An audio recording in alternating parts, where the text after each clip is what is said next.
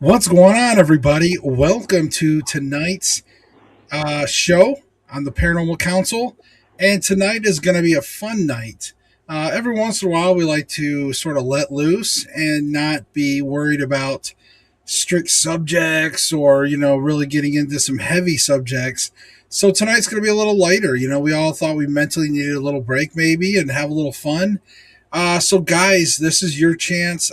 For those of you that are going to be joining us in the chat, any questions that you guys want to hit us up with, even if it's semi-personal, kind of questions or, things like that. We may even ask each other a few interview-style questions today, or tell some stories. So we're going to share some fun things. So don't stick around. You're not going to want to miss this because I know I've heard some of the stories from these guys off camera, and we always have some fun things. So you're not going to want to miss that. So, guys, let's get started. So, fun night. I'm excited. So let's kick it off with. I want to start out with something fun, and this is something I used to ask all my guests back in the day. And I'm gonna go around and ask everybody the same question. So, and just for fun, nobody can use the same answer as the other person. How's that? If somebody takes your answer, too bad. You got to come up with a new one. So, so first of all, if you could go back in time to any moment in time, and you get to spend one day as a ghost and observe, you can't interact, you can't change anything. All right, you just get to observe. Okay, what would it be? Like, when would it be, and why? And I'll go first. I'll go first because I want somebody to take mine. I'm going to go back to, and I say it every time, I'm going back to the construction of the pyramids. Okay, I want one day. I want to see them suckers being built. All right, because that's going to answer a lot of questions in my mind. But I believe a lot of things are going to lock in place when we see how or who constructed those pyramids. So that is my answer. I would love to witness that for a day. Who's next? I would like. Go ahead. I would like to go back to see the day that Alan Turing and the team broke Enigma. I mean, they have the movie The Imitation Game with Cumberbatch, but they took a lot of license in making that movie. A lot of the people the survivors of that program said that was not what happened, and that's not how it happened, and all this other kind of stuff. So I would like to actually go see that moment to see what was going on and how they actually did it, and Alan Turing's, his genius, because he's literally the father of not only computers but AI. The Imitation Game predicted that they actually have the Turing test to determine whether or not AI is actually conscious or not, because he's the one that developed the thing before anybody knew what AI was or how computers did what they did. So I would like to see that. Andrea in comments said creation of the world. So that's interesting. I think that would also answer some things potentially, right? That'd be a long ass day. That's right. Well, I'm going to use two. Hopefully, I won't step on nobody's toes if I use two. I would like to have two if I can. The first fun one I would like to do is go back and watch White Earp clean up Tombstone for real. And then my serious one is, and it's going to kind of, somebody's going to think, why don't you want to go back and think in the Bible? Well, I want to go back and see the actual idea of Atlantis. Yeah, that's pretty cool. I wonder how that would work too. Like to actually see, like, yeah, that's interesting. Because some people they had this thing that they called the two-eye stone back then, supposedly, that they held in their hand. It was kind of black, and they could talk to the higher dimensions. during that time, I want to kind of go back and see that aspect of Atlantis and what kind of technology they really had. That's why I will want to go back to Atlantis to see their technology. They had phones by Scientific Atlantis. Yeah. Bell Atlantic, you know. Right. Bell Atlantis. Mhm. No, that's cool. I like that. I like the tombstone thing too. And I would also like to add in there that, and I don't care about historically accurate crap, but I love the movie Tombstone with, I mean, it's a classic. The one with, obviously with Val Kilmer as Doc That's right. Holliday Yeah. and Kurt Russell. That is such a great movie. I love that. So many lines in that movie. Not even just Doc, but Oh yeah. so many lines. Why? Oh man, there's just so much I could just. Anyways, all right, Jen, you're up. What do you think? I don't know. That would be hard for me, and I'm kind of mad because whenever somebody starts a question like that, my answer is always green, and that doesn't work this time. So now I got to come up with a new answer. Green. But um, honestly, like people just, I'm just so curious about people more than events necessarily.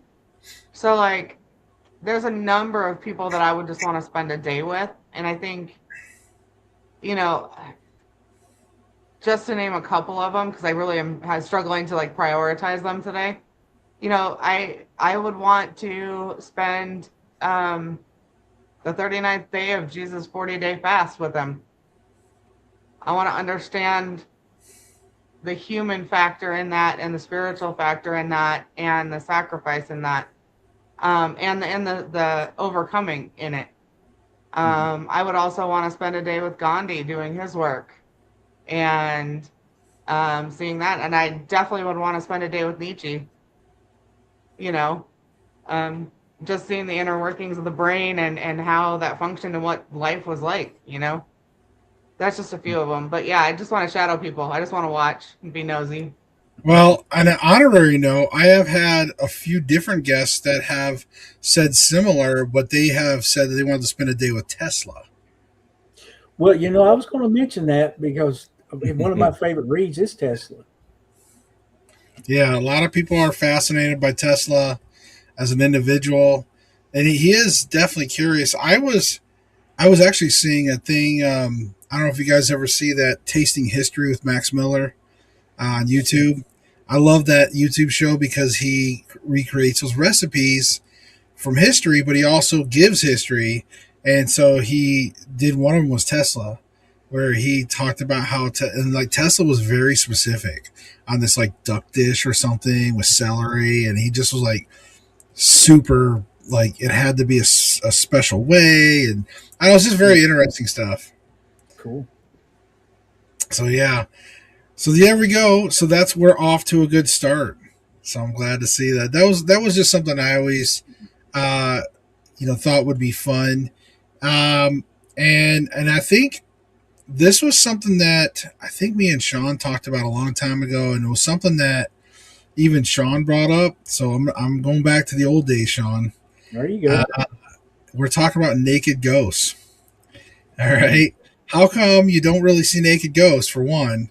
Some people say they do. I've never seen a naked ghost. Okay. I'm just saying, I've never seen a naked ghost. Uh, and also, here's my other little take on that is uh, when you pass away, if you were to become a ghost, what would be your ghost outfit? Mm. I'm not going first this time. I'm gonna be Batman. Batman. Batman. They have this. They have the shadow figures with the weird hat. Where they have the top hat or the bowler hat or the fedora The Hat hat. Man? The hat man. They've always got these different kind of hats going on. No, I want to be like Batman. See me a shadow figure. I am the Okay. night. Yeah, then everybody would call you a demon, Stacy. Well, they do now, so it's not like a big deal. All right. Jen, how about you? You were kind of last time, so what would be your ghost outfit? I What don't do know. people think? Honestly, I never actually thought about that one. I mean, you could go fun with that one, you could go serious with that one, and I mean, I guess I don't think it really matters because I'd probably just go like black, like low key black. I just want to be, if I'm going to be a ghost, I want to be in the shadows. I want to be freaky and I don't want people to figure out who I am. You want to be a shadow person? Or Yeah, like straight up. okay, all Going right. undercover, man. Somehow or another, I want to be the mixture between the Mad Hatter and Christopher Walken.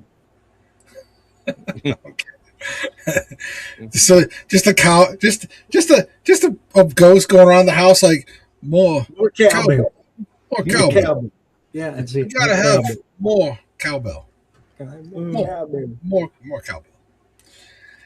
Yeah, that's good. I think honestly, like when I pass away, most likely people are gonna see me in like a t-shirt and shorts. That's like Mm. what I always wear almost all the time. T-shirt and shorts. So that's what they're probably going to see me in when I'm going to go. So nothing fun too much about that. That's just more realistic. Smokey Rook said she wants to be in pajamas. Nice. Nice. Yeah, that's comfy, right? It could be a comfy ghost. Pajumpies. Pajamas are always comfy in the afterlife, right? Because if they're in real life, hopefully they'd be the same in afterlife. So that Yeah, would and be Andrea said she sees them how they pass. So, she doesn't really get a choice in how she sees them.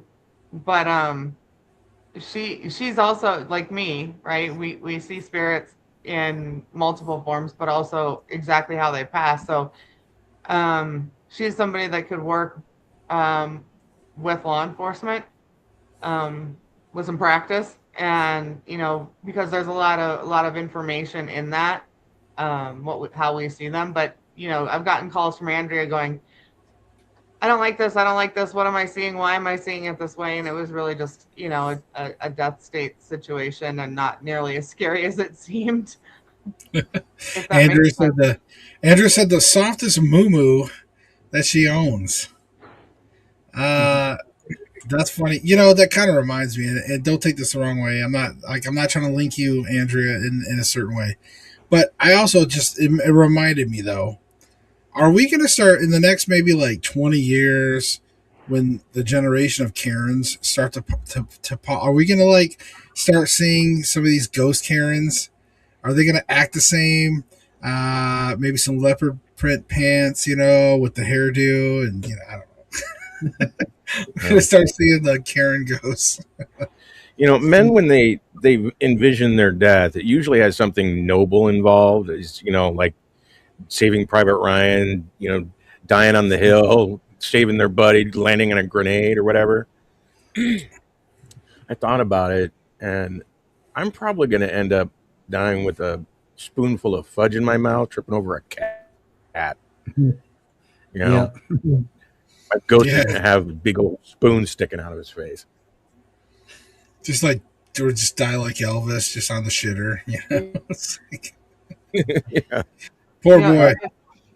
It's it's kind of funny because funny. I had a conversation with my kids because I was like, all right, which one of you guys is going to be the one that puts me in the nursing home? Which one of y'all is going to be the one sneaking me liquor? Which one of you is going to be in there bossing everybody around? And they all told me flat out. They like looked at each other, looked at me, and they were like, you're not going to a nursing home. And I was like, you mean you guys would want to take care of me?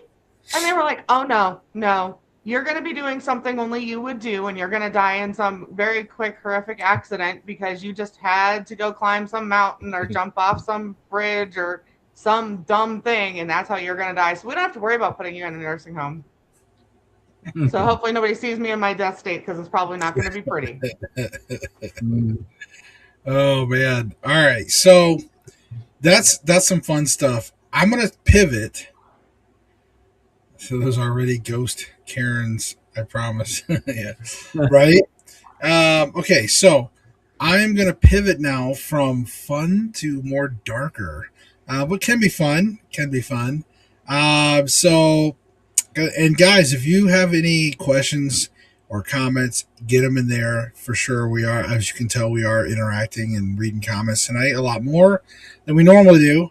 But I am going to keep interviewing all of us because it's fun. It's fun to learn some of these fun traits about each other. So, but let's pivot to some of the more uneasy times because no matter what, no matter what our level of expertise is, no matter how well or good we are, at some point in our career, we found ourselves in a sketchy situation and probably either was scared, petrified, or at least some type of fear.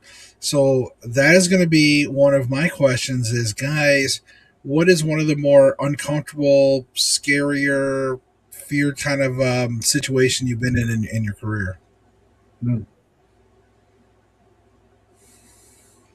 I have one that was pretty terrifying. And one of the reasons why I never recommend solo residential investigations. Because I was alone in a house. And I was investigating. I was in the bedroom. I had the door closed. So I wouldn't have any, I could eliminate some exterior noise, right? And the door flew open really hard, like almost came off the hinges when it slammed into the wall. And you just felt this like sucking pressure pushing you backwards.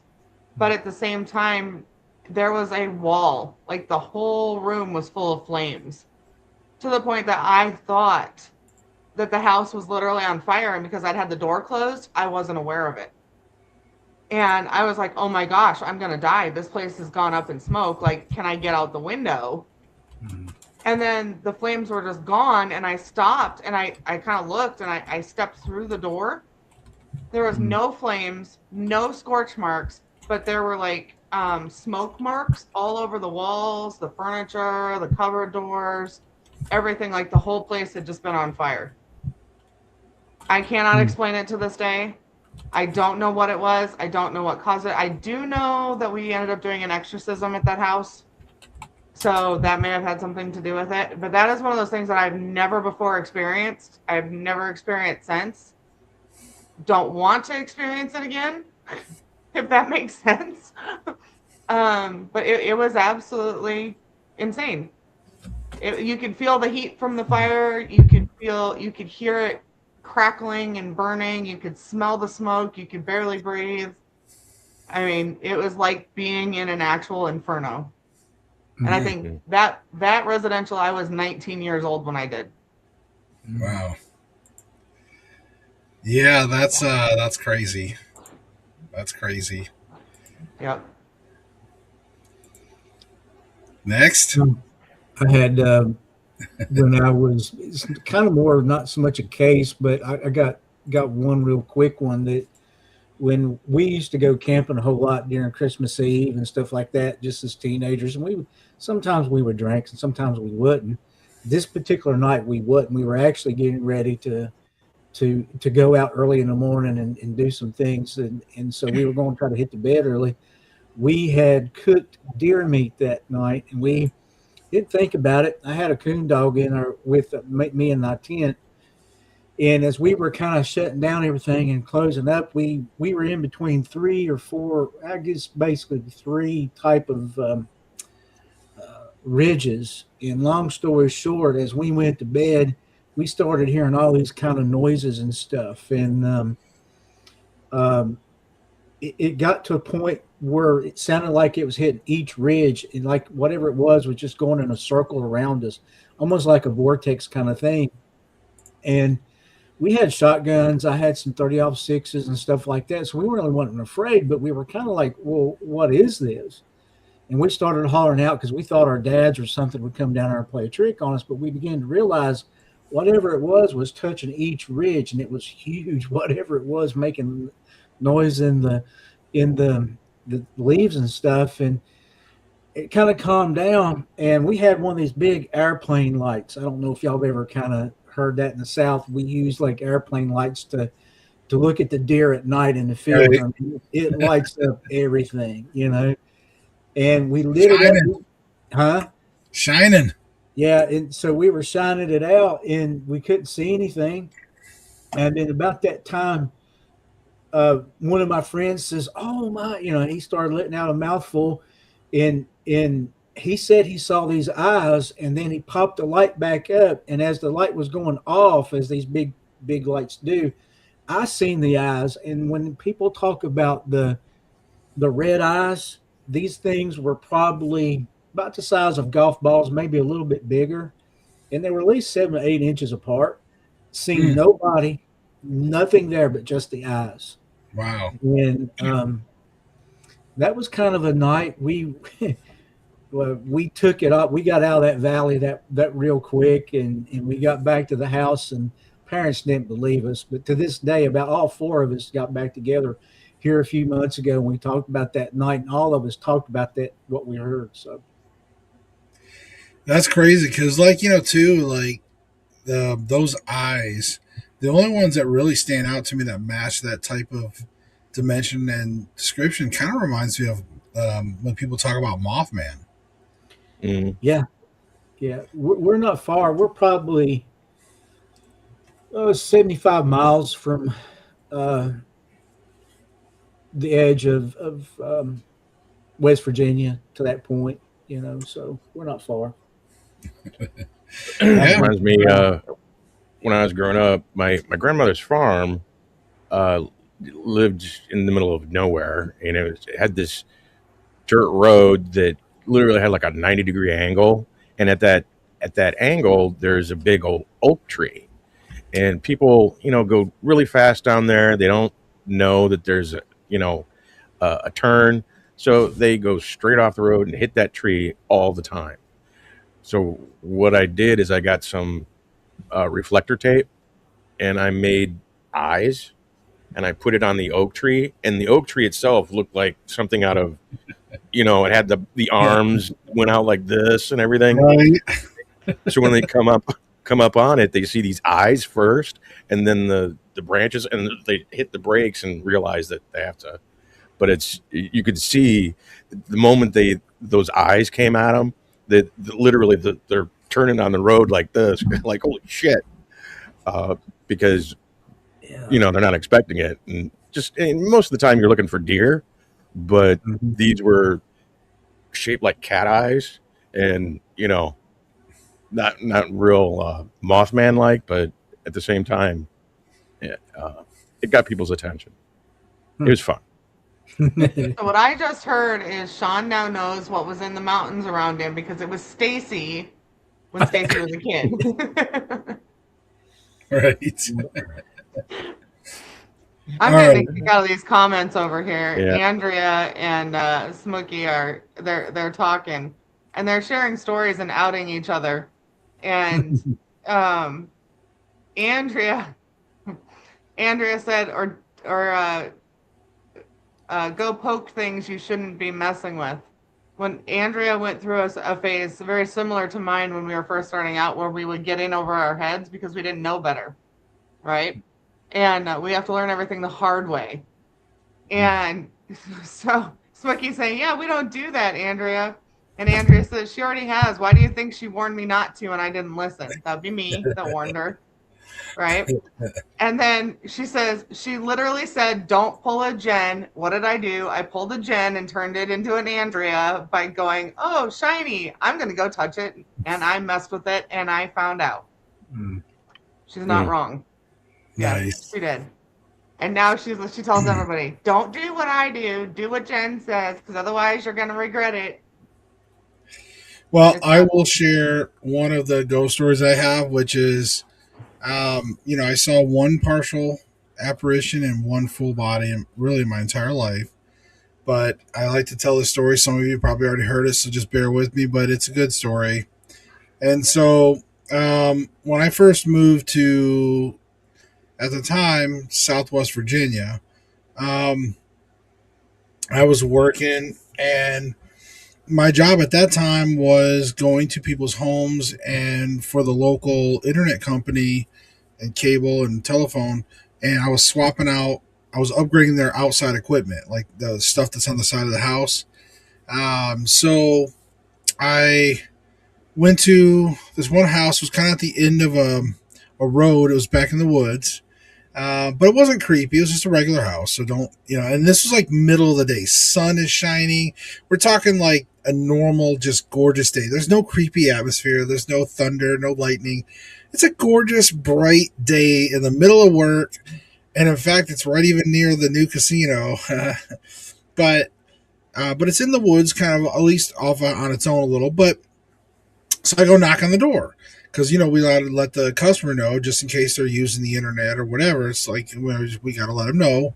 So I just let an older gentleman, an elderly gentleman, answers the door, and I say, "Excuse me, sir." I was like, I'm Josh. So and so. We just need to upgrade your equipment and everything. And he's like, "Oh yeah, that's no problem. Go ahead." And I said, "Well, I'll check back with you before I leave. Make sure that your services are restored." So, I go back, I grab the new box, I go around to the side of his house, and I find ours. And so it is located on the side of his house, but there's like a holly tree, like a holly bush. If anybody's familiar with holly bushes, they poke you, okay? They got thorns on their leaves, man. It sucks. And like, so pointed leaves and stuff, and but so I'm trying to like squeeze there, so I'm up against the wall, and I'm kind of having to like lean to one side, and right in front of me is a window into the gentleman's house. Well, it's sunny out, it's bright out, so you can't really see in the house. It's just kind of dark, and I'm working, and all of a sudden, I'm working, and I turn, I look right in front of me, and I just see a woman up against the window, just looking at me, like staring at me, not smiling, not angry or nothing, just staring at me. Pretty creepy, actually. And I was startled. I was like, duh. I was like, ah. And I'm like, sorry. Because I thought, maybe it could have offended her, or maybe I startled her when I jumped. And all of a sudden she just sort of like faded back into the darkness of the room. And I was like, oh, okay, that was kind of creepy. Anyways, and so I finished up. Didn't think too much more about it, even though, I was still a paranormal guy, right? I didn't really think much of it. Went around and knocked on the door again. The old man came, and I said, "Hey, sir, I just want, let you know you should be back up and running. If you would, go please check your cable, internet, and telephone." So he's like, "Okay, I'll be right back." So he went and checked. He came back, and he said, "Everything's working." I said, "Great." I said, by the way, just want, if you could, please let maybe your wife or whoever the woman was in the house, just could you let her know I apologize. I didn't mean to startle her. If I startled her, I apologize, And he's like, "Oh," it's like, "It's just me here." So I was like, "Oh, okay. Well, you have a good day, sir." And like I walked away, I had like the goosebumps I got the chills on my neck, and I was like, "Oh my god!" And then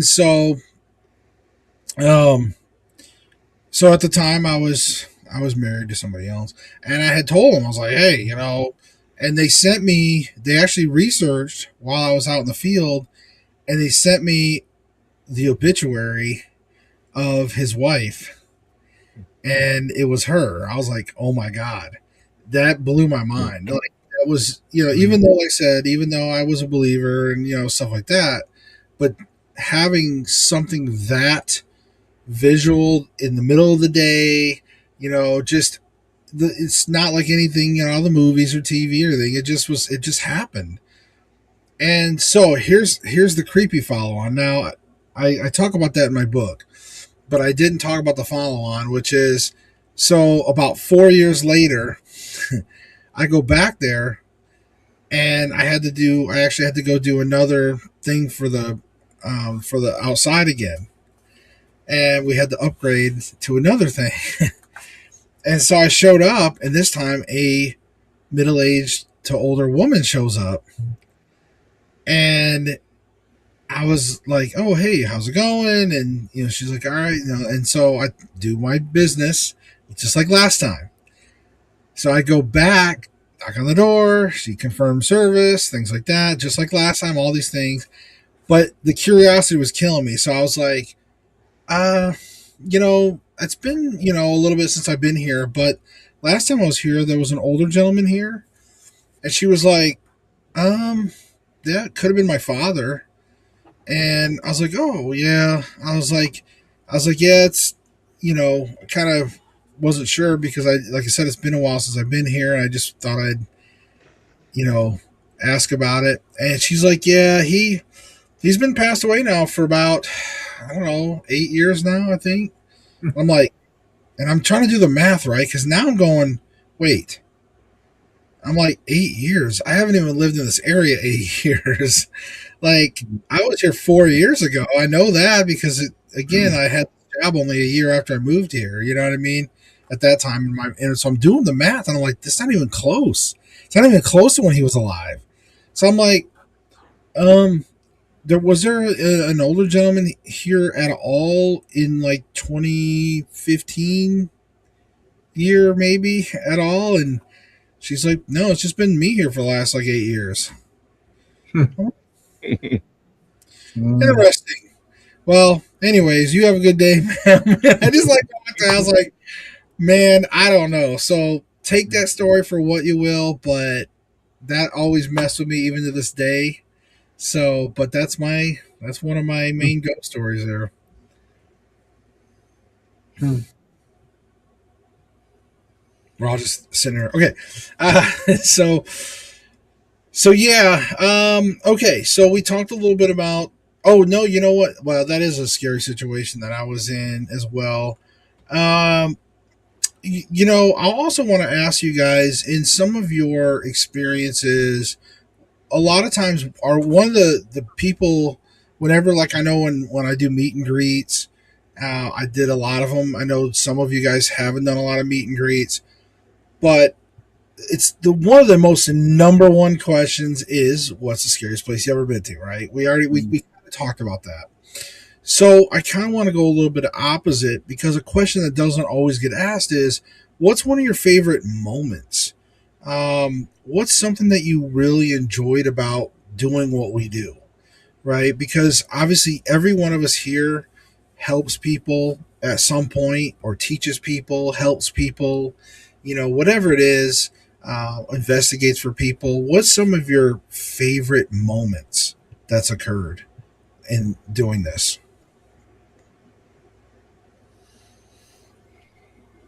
I think one of my favorite point, I think, is kind of came off of a kind of a creepy case as well. Kind of set it up. You're talking about meet and greet. I kind of do speaking engagements and deliverance kind of things through the East Coast, and I was asked to come to Pennsylvania and got up into parts of Pennsylvania, then also in Ohio. And as I was doing a kind of a meet and greet afterwards, the couple had showed me some video captured um, still photos of their car sitting out in the parking lot of their house. And they've had paranormal activity in their house. They were catching pictures of spirits and stuff in their car.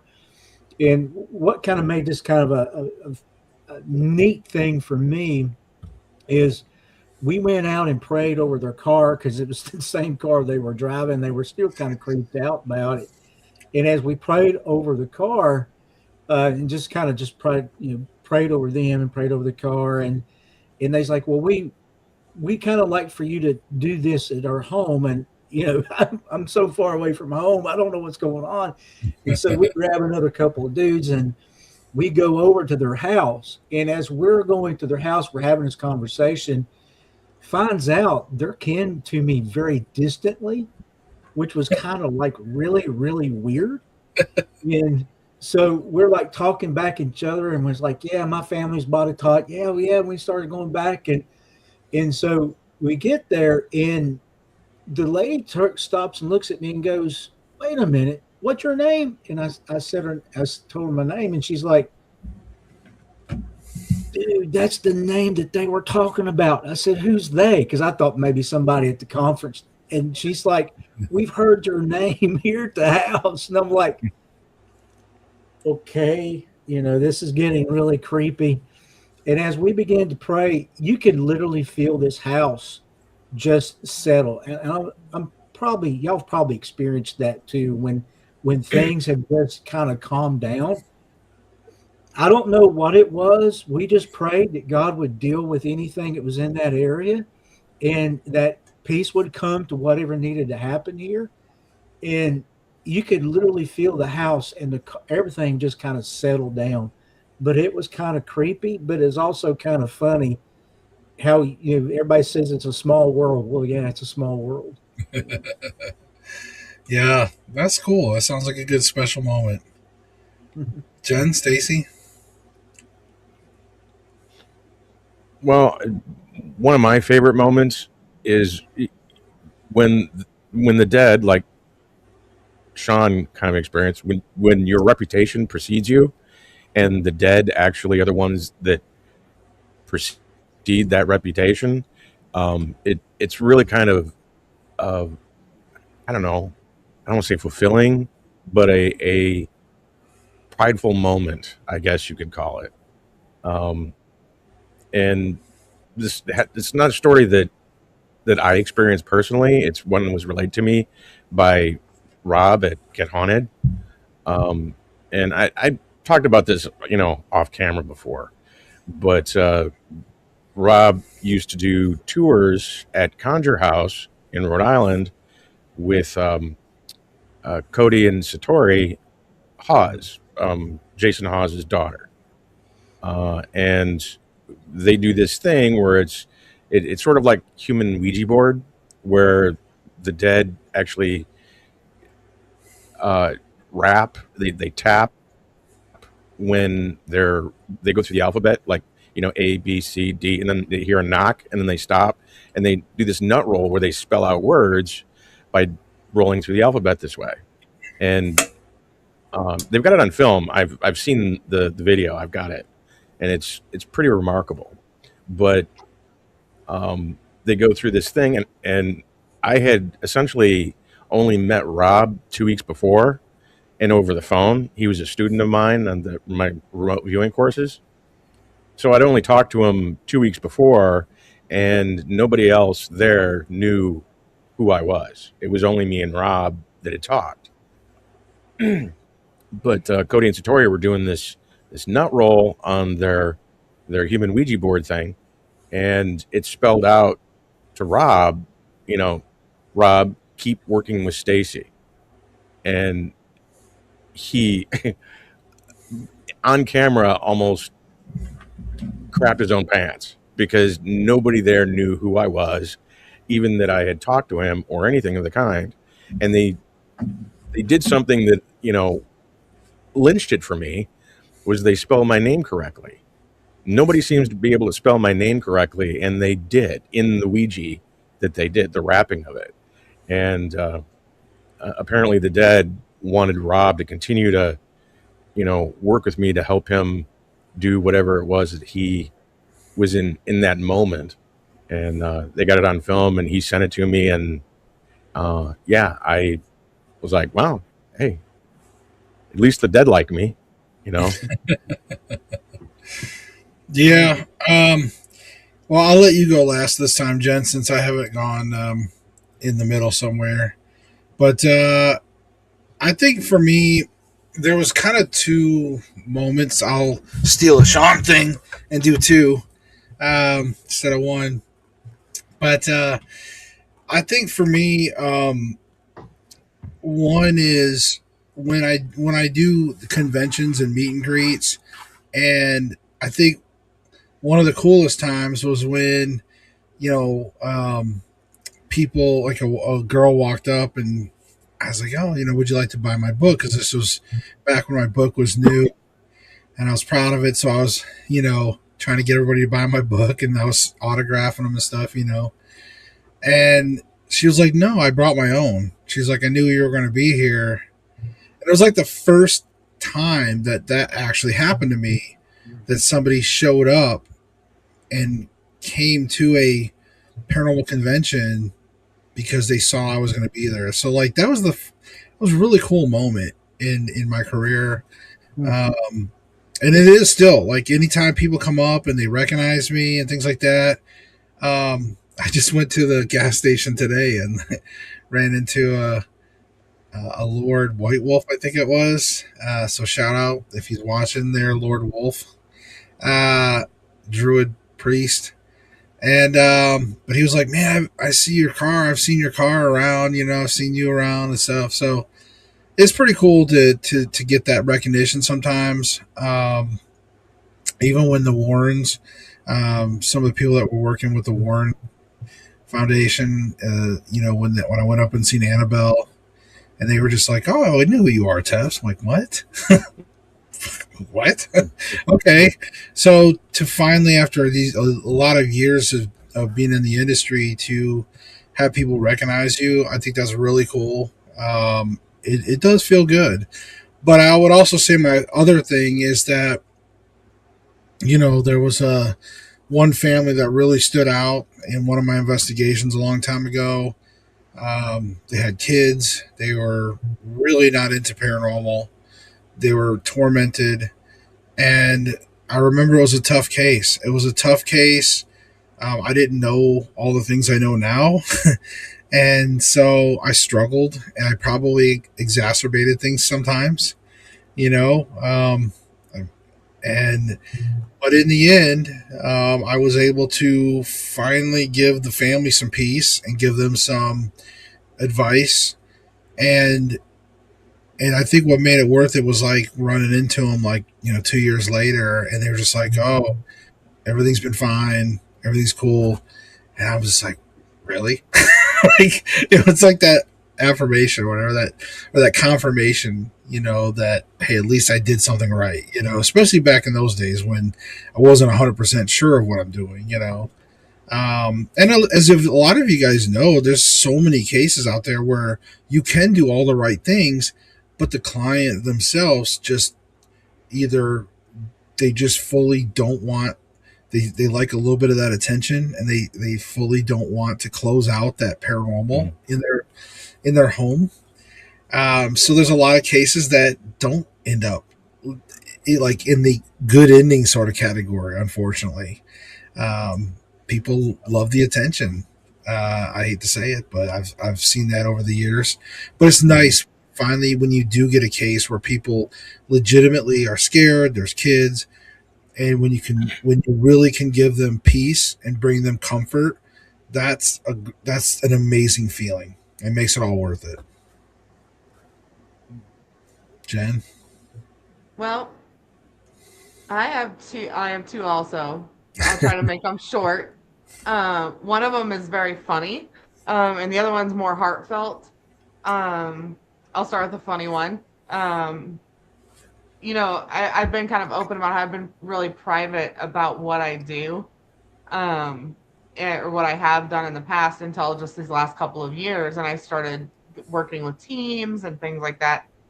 And one of the first investigations I was ever invited on was actually at the Trousdale House, and lo and behold, I was going. It wasn't just it was a public investigation, but when I got the invite, I didn't realize that I was going to be helping host it. Like we were going to be one of the host teams, so I kind of got thrown in the deep end, right? And I remember that investigation for a lot of reasons. One of which is it was the first time I've ever been in a public setting like that where I actually admitted that I was a medium. And so it was a very big moment mentally for me. Um, Even though I've been doing this for years and years and years and years and years. But that night was very funny to me because there was a spirit there that I connected with. And this spirit not only knew my name, it would call me out. I couldn't do anything without this thing blabbing on me.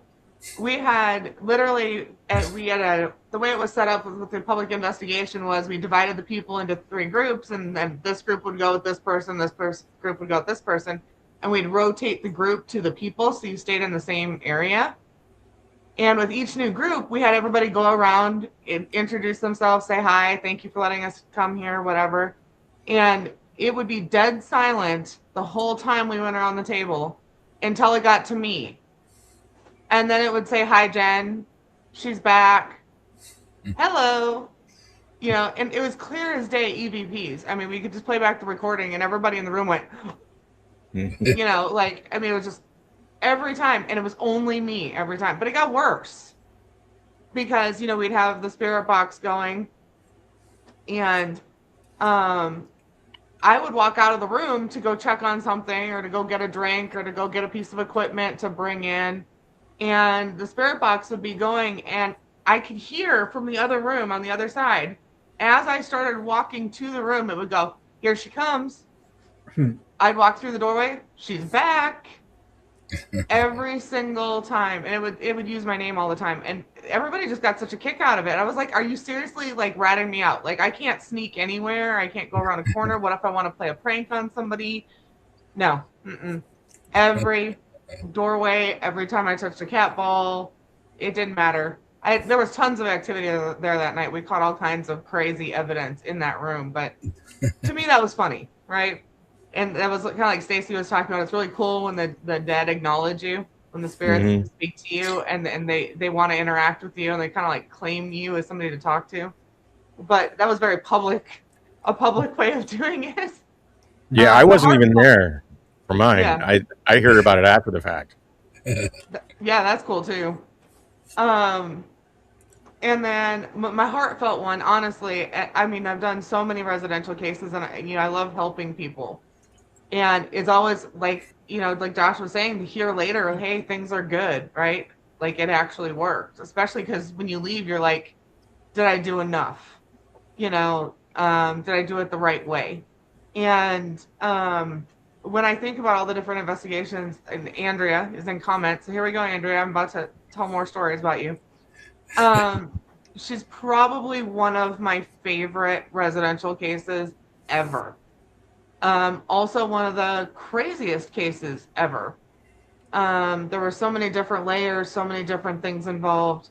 And Andrea can attest to this. There were many times throughout my multiple visits back to her home, resetting different levels of things, helping clear different things, but also helping her understand what was going on and how to utilize her abilities and giving her back control over her place, right?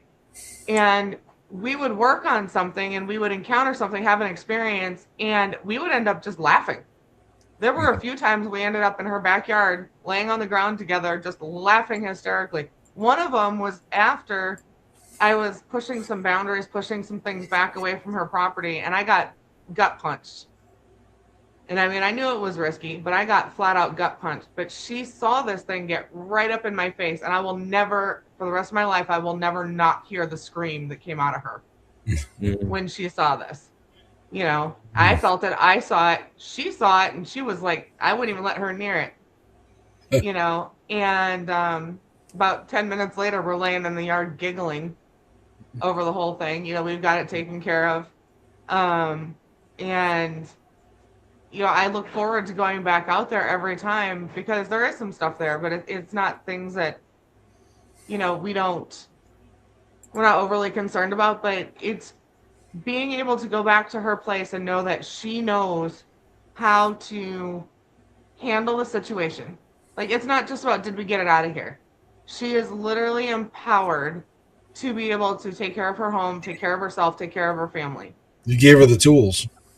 Yeah, well, and as much as she's in here talking about how she did everything the hard way and she didn't listen, she's not wrong, but she's also taken ownership of it and stepped up to the plate too.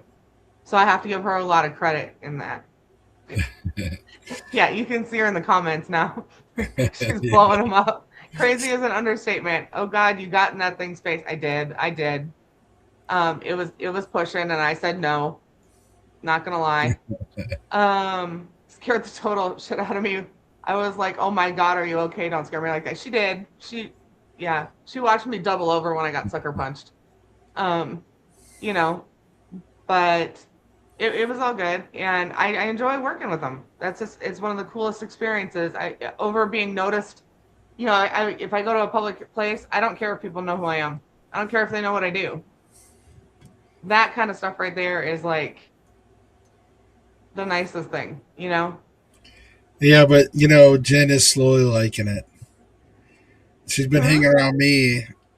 Now that she's hanging around me a lot, She's been slowly enjoying getting noticed at places a little more. I enjoy the conversations with people, and they're more likely to come up if they feel comfortable because they know me or they've seen me. Yes, but no.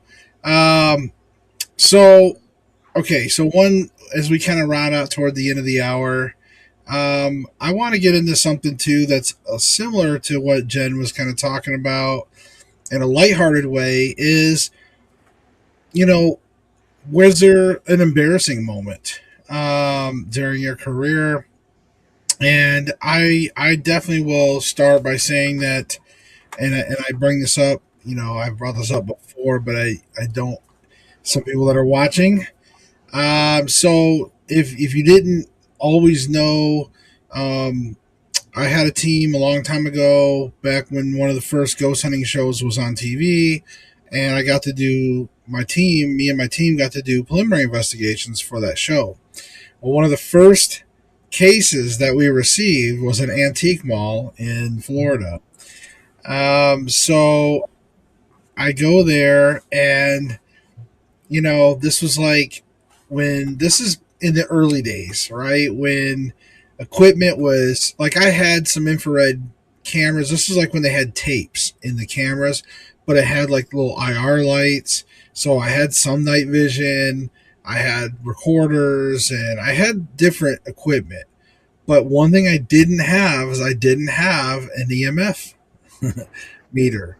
I just didn't have an EMF meter because, again, this was the transition years of going from the old school flashlights and recorders to the newfangled equipment that was popping up everywhere. So I didn't have an EMF, but it was a very popular thing, and Ghost Hunters in the first season was using the K2.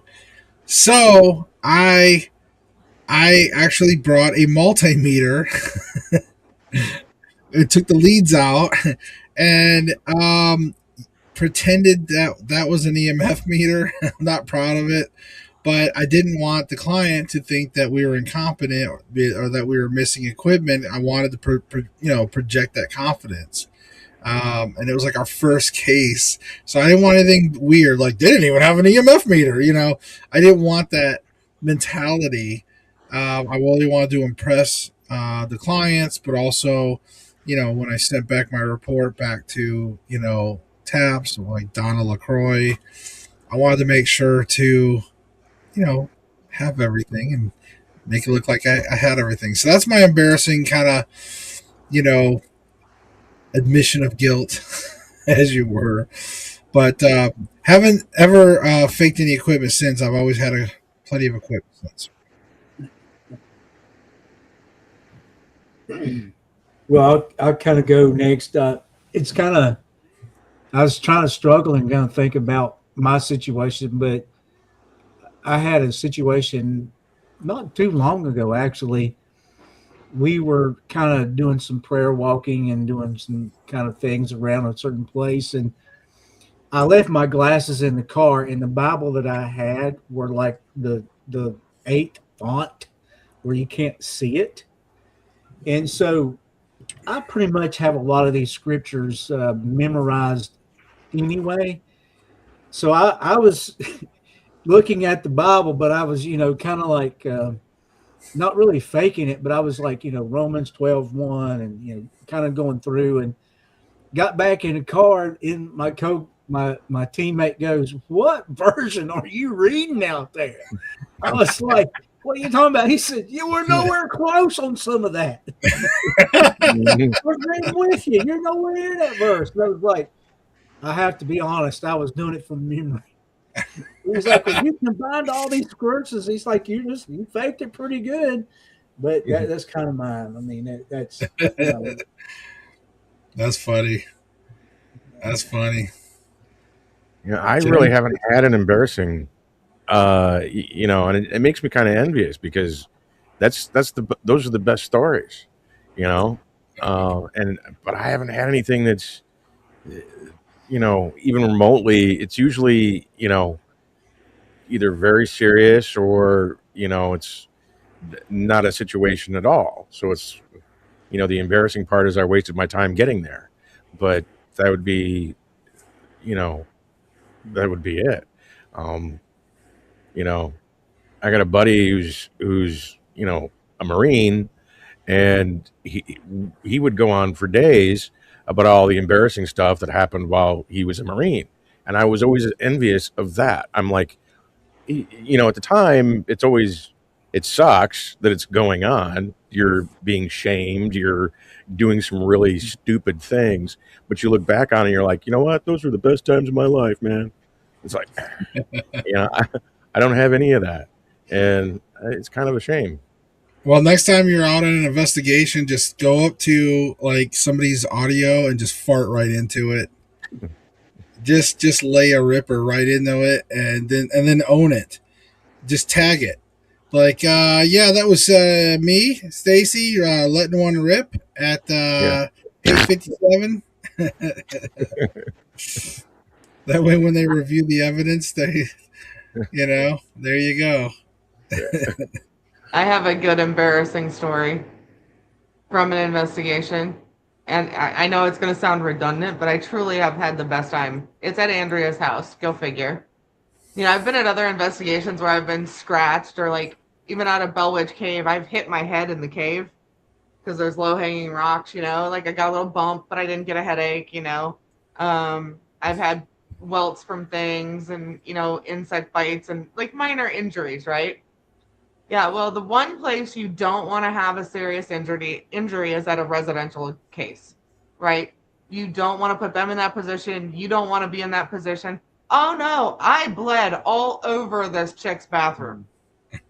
I was like using toilet paper to wipe it up. I was soaked through my pants because they had a flower planter that had been there the whole time. Every investigation. I knew it was there. I'd walked around it 50 times. Oh no. I went over that thing so hard, face planted, took out a bunch of my shin. I still have scars from the planter at Andrea's house, and I bled everywhere. It was horrible. Oh my god. I think I was bleeding from 4 different places. I was mortified. Well, I will also say, as we start to wrap things up too, is like, I'll say another thing that's kind of common, but is I can't tell you how many freaking times I've been investigating a home, and let's face it, the worst is not steps. It's not steps, folks. It's half steps. When you got the little lips from one room to another, man, that's so lame. I can't tell you how many times you're just walking and you do that you do that weird step. You know what I mean? You know what I'm talking about. You don't quite make the contact, so you do that little Flintstone step, and then so yeah, that's always a little mini embarrassing, especially if it's caught on a static cam or something. Because then you look so stupid. You look so stupid doing it. You don't look cool doing it at all. You look, Yeah, but at least if you're in an investigation, you can blame it on a ghost. yeah. Yeah, the ghost lowered the floor. Yeah, so. And usually I get most of all the step ups. That's the weird thing. It's just those step downs, man. That's what gets me every time. Ugh. So, but guys, we are going to wrap things up. I hope you guys enjoyed the fun episode tonight, getting to know some of our stories, our scary, embarrassing, fun moments, and a little bit of our fantasy moments of going back in time and all that good stuff. So if you joined us late in the game, go back, watch the beginning. We talk about some fun things, some hypothetical situations. But I hope you guys enjoy this episode. And if you like this type of content, please, everybody haunt that like button. Okay. Smash it, like it, haunt it. All right. And if you want, share it, because all of that interaction, guys, it's a compliment to us, and it spreads us out there to the algorithm, to the internet, and helps to bring other amazing people like yourself into the comments. So, guys, thank you all so much for tuning in. Remember, we do this every Thursday at 8 p.m. Central, 9 p.m. Eastern. We will see you next week. Peace.